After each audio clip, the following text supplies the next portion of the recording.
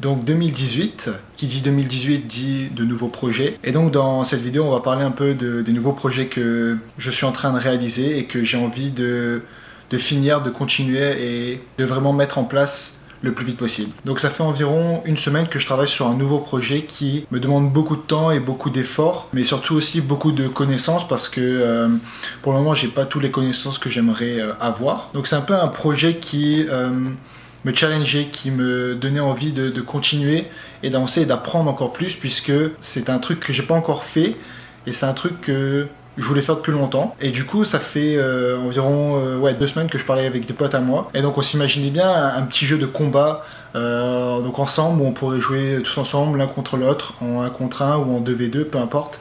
Voilà, juste un petit jeu de combat qui serait fun à jouer ensemble, où on pourrait tout simplement avoir du plaisir à jouer ensemble. Donc voilà, donc pour cette nouvelle année 2018, j'ai décidé de me lancer dans cette aventure, de me lancer dans l'inconnu, dans quelque chose que je connaissais pas vraiment, ce qui dit déjà le combat, donc avec des systèmes de combat, et ensuite le multijoueur. Je vous en reparle tout à l'heure. Donc déjà, pourquoi j'ai mis le nouveau For Honor? Parce que déjà For Honor, c'est un peu le style que j'aimerais donner à mon jeu, même si je sais que j'en serai très loin. Mais la plupart des gens qui créent des jeux, ils pensent que à un moment ils pourront arriver à ce résultat. Ils pensent qu'il faut faire des copies de gros jeux, ils pensent qu'ils pourront faire des répliques de gros jeux avec des centaines de personnes derrière et plusieurs années de développement. Les gens pensent que c'est facile de créer tout ça, peut-être de faire un système de combat, de faire du multijoueur, qu'il n'y a pas beaucoup de choses à penser.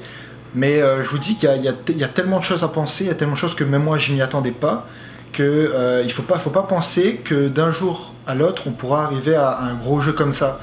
Des jeux comme For Honor, ça a pris des années à faire et des centaines de développeurs. Du coup, c'est pas nous tout seuls, juste une seule personne qui pourra arriver à égaler un tel type de jeu. Mais on peut juste essayer de gratouiller un peu la cheville avec les moyens qu'on a et les compétences qu'on a. Donc moi, ce que je pense, c'est que à un stade comme ça, c'est impossible de faire un jeu aussi élevé en termes de qualité, en termes de gameplay, en termes de tout en fait. En tout cas tout seul.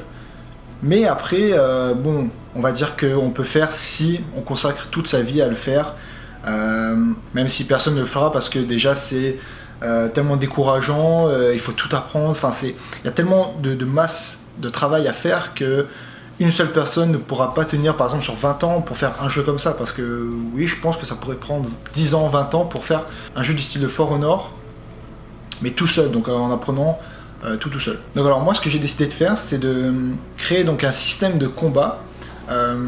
Au début, donc j'avais juste créé un seul personnage avec une épée et un bouclier.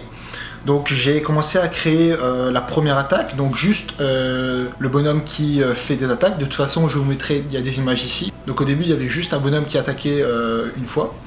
Ensuite, donc j'ai implémenté le système de combo. Donc c'est-à-dire que lorsqu'on va appuyer 2 fois sur par exemple le clic, là c'est le clic gauche, du coup il attaquera une fois, ensuite il tournera et ensuite il rattaquera par la suite. Donc voilà, là c'était le système d'un peu de combo qui était pas très compliqué à mettre en place. Ensuite, donc j'ai fait des tests, j'ai rajouté plusieurs personnages sur la scène, j'ai testé les collisions, voir si on pouvait se faire toucher, j'ai rajouté des animations où le personnage se fait toucher, où le personnage marche, la course, etc. Enfin, toutes les animations de base. Donc là, j'avais un personnage qui était prêt. Mais ce que je voulais, c'était 2 personnages qui s'affrontaient sur un mode multijoueur. Donc j'ai décidé de m'orienter sur le plugin Photon. Donc si vous connaissez, en gros, c'est un plugin qui permet en gros de créer un serveur et de pouvoir héberger la partie, de pouvoir héberger des joueurs qui est totalement en lien avec Unity. Du coup, on peut intégrer, il y a des systèmes pour ça. Enfin bref. Donc ce système-là, j'ai un peu cherché, j'ai trouvé sur internet quelques trucs, et c'était vraiment quelque chose de nouveau pour moi parce que je connaissais pas comment créer un jeu en multijoueur, par quoi il fallait passer, etc. Donc j'ai appris, j'ai regardé la documentation. Donc à ce moment-là, j'ai réussi à créer donc une salle où on pourra s'y connecter. Donc à ce moment-là, j'ai pris 2 ordinateurs différents. Je me suis connecté avec un ordinateur sur le jeu, j'ai lancé le jeu, ça m'a connecté à la salle.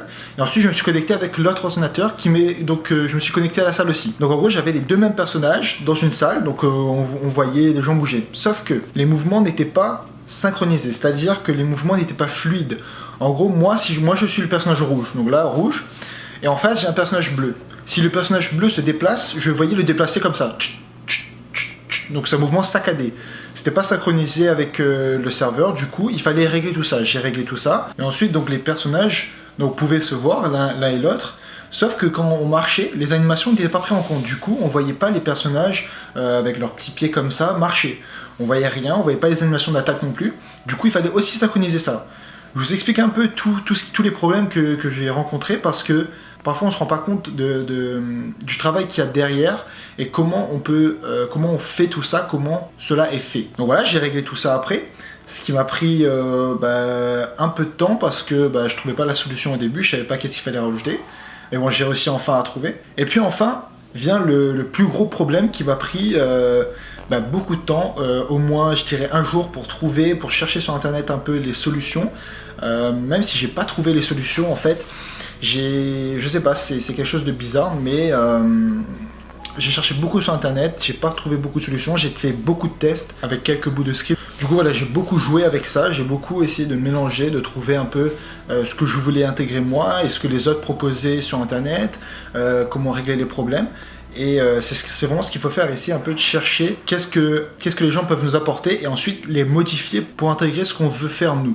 Donc en gros ce problème c'était que quand les personnages s'attaquaient, quand je lançais une attaque, mon personnage ne recevait pas les dégâts, du coup il ne se faisait pas toucher en gros. Et tout ça il fallait synchroniser tout ça avec le serveur et avec les deux joueurs, avec tous les joueurs en fait. Du coup c'était une galère pas possible, mais j'ai enfin réussi là il y a 2 heures à finir ça et donc j'ai vraiment pu régler ce problème. Vous n'imaginez même pas la sensation que j'ai eue quand j'ai réussi à régler ce problème. C'était tellement satisfaisant parce que oui, quand tu passes beaucoup de temps sur un problème comme ça, un bug comme ça, et que le problème c'est que tu sais pas comment le résoudre en fait. Parce que t'as jamais fait des trucs comme ça, t'as jamais compris un peu, tu t'es jamais intéressé à ça. Du coup tu sais pas un peu par où passer. T'es obligé de regarder sur internet. Qu'est-ce qui est proposé, qu'est-ce qu'on peut faire avec ça, essayer de comprendre, essayer de mélanger. Et c'est vraiment plus compliqué parce que quand on fait des trucs qu'on connaît un peu, qu'on sait qu'est-ce que ça fait, on peut essayer de modifier. Si on voit que ça marche pas, on peut essayer de modifier, on peut essayer de changer, de créer de nouveaux trucs. Mais quand tu connais pas un truc, c'est vraiment très difficile de changer encore plus les choses qui sont à l'intérieur. Enfin voilà, donc ce projet, ça comprend beaucoup de temps et beaucoup de travail. Mais c'est ce qu'il faut pour avancer, pour apprendre plus vite, pour comprendre les choses plus vite. Un peu de se mettre des challenges, même si... faut surtout se mettre des challenges qu'on sait qu'on va y arriver. Parce que moi j'avais vu un peu des tutoriels qui pouvaient m'aider à comprendre un peu le système de photons, donc le système de multijoueur. Même si, je dois avouer que ça m'a pas trop aidé. Mais voilà, il faut savoir chercher, il faut savoir trouver ce qu'on veut exactement pour atteindre notre objectif. Donc c'est sûr que j'ai encore pas mal de choses à faire puisque je veux créer, donc là pour le moment 3 classes, donc avec 3 armes différentes et 3 un peu styles de combat différents. Donc pour le moment il y a déjà une classe qui est prête, donc qui est celui de l'épée et du bouclier. Donc voilà, c'est un peu tout ce que je veux faire avec aussi pourquoi pas des arènes. Mais de toute façon, on va voir un peu comment ça avance et quels sont mes objectifs et comment j'ai envie d'avancer, comment j'ai envie de voir ce jeu au futur. De toute façon, je vous tiendrai au courant au fur et à mesure de ces vidéos. Donc n'hésitez pas à vous abonner pour suivre un peu toutes les aventures et pour suivre l'avancée des projets que je suis en train de faire. Merci et à la prochaine. Salut.